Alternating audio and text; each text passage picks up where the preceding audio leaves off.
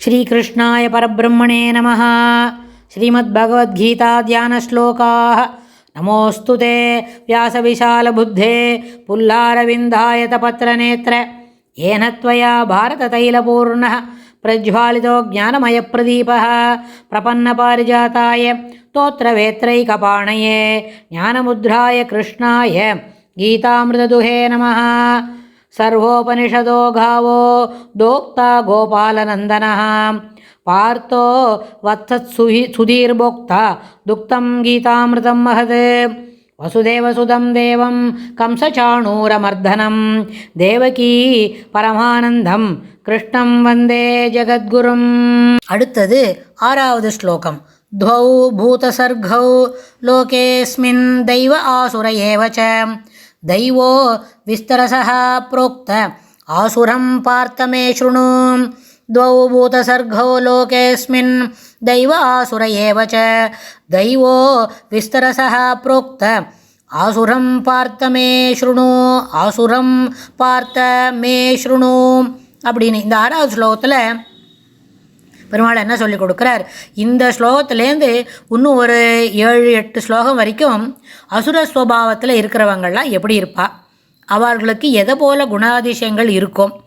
தெய்வ சம்பத்து இருக்கிறவனுக்கு முன்னாடி சொல்லிட்டார் 2-3 ஸ்லோகத்தில். என்ன உண்மையாக இருப்பான், சத்தியம் பேசுவான், அப்புறம் கர்வப்பட மாட்டான், அப்புறம் பொய் சொல்ல மாட்டான், புறம் சொல்ல மாட்டான், கோள் பேச மாட்டான் அப்படின்லாம் சொல்லிட்டார் ஒரு 2-3 ஸ்லோகத்தில். ஆனால் அசுர சுபாவத்துக்கு நிறைய விஷயங்கள் இருக்குது, அதை வரிசையாக சொல்லணும் அப்படின்றதுக்காக வேண்டி இந்த ஸ்லோகத்துலேருந்து நான் சொல்கிறேன், உனக்கே சொல்கிறேன் கேட்டுக்கோயே, இன்னும் என்னெல்லாம் இருக்குது பாரு அப்படின்னு சொல்லி பெருமாள் அர்ஜுனனுக்கு சொல்ல துவங்குறார் இந்த ஸ்லோகத்துலேருந்து. அதாவது பார்த்த அப்படின்னு கூப்பிட்டு, அஸ்மின் லோகே, இந்த லோகத்தில் 2 விதமான பிறப்பு இருக்கிறது. ஜனங்கள் பிறக்கிறாங்க அப்படின்னு சொன்னால் அந்த உயிர் பிறக்கிறச்சு 2 விதமானது. ஒன்று என்னது, பூதசர்கௌ, இந்த உயிர் பிறப்பில் ஒன்று துவௌ 2 வகை. என்ன, ஒன்று தெய்வ ஆசுர ஏவச்ச, தெய்வ பிரகிருதி அதாவது தெய்வ சம்பத்து நிறைந்தவர்களாகவும் ஒன்று, இன்னொன்று அசுர சம்பத்து நிறைந்தவர்களாகவும் இருக்கிறார்கள். தெய்வ இயல்பும் அசுர இயல்புமே 2 வகையானது. தெய்வஹா அப்படின்னு சொன்னால் தெய்வத்தன்மை, அது விஸ்தாரமாக நிம்மதியாக சொல்லிட்டோம். விஸ்தரசா புரோக்தா, விஸ்தரசான்னு சொன்னால் விரிவாக சொல்லிவிட்டேன் 3. ஆனால் ஆசுரம், அசுரத்தன்மையை ஸ்ருணுமே, என்கிட்ட நானே சொல்கிறேன் பாரு கேட்டுக்கோ அப்படின்னு சொல்கிறார். அசுரத்தன்மை யாருக்கெல்லாம் எப்படி இருக்கும் அப்படின்னு சொல்கிறார். அதுவாது 2 வேறு உலக இயற்கை.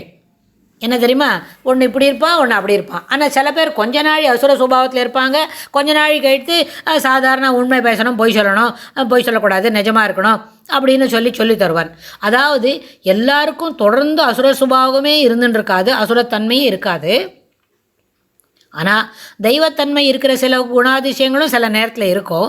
ஆனால் இண்டிவிஜுவல் டிஃப்ரென்சஸ் ஆர் தேர். ஒரே ஆளுக்கே என்ன செய்யும், இப்படி ஒருத்தர் இருப்பான் அப்படி இருப்பான்னு சொன்னால் முழுமையாக தெய்வ சம்பத்து இருக்கிற மாதிரி குணாதிசயங்கள் கொண்டவனும் இருக்க முடியும்.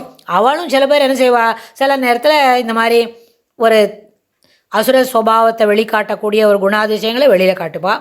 அப்புறம் ரொம்ப சுயநலமாக யோசித்துட்டே இருப்பான் அசுர சுபாவமாக இருக்கிறவன். அப்போ பாரு நான் அமைதியாக இருக்கேன் பாரு, நான் இவ்வளோ சமுத்தாக இருக்கேன் பாரு அப்படின்னு சொல்லி அதில் ஒரு கர்வத்தை பாட்டுப்பான். நான் பெருமாளுக்கு எல்லாம் செய்கிறேன் பார், அத்தை பண்ணுற மாதிரி, இங்கே கோயிலுக்கு போகிற மாதிரி போயிட்டே இருக்கேன் பார் அப்படின்னு சொல்லிவிட்டு அதில் ஒரு டம்பம், அதில் ஒரு கர்வத்தை வெளிக்காட்டிப்பான்.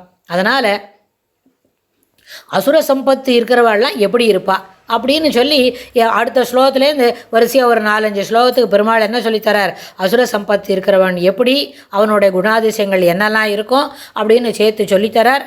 அந்த ஸ்லோகத்துலேருந்து விரிவாக நம்ம பார்க்கலாம். ஸ்ரீகிருஷ்ணாய துப்யம் நமஹ.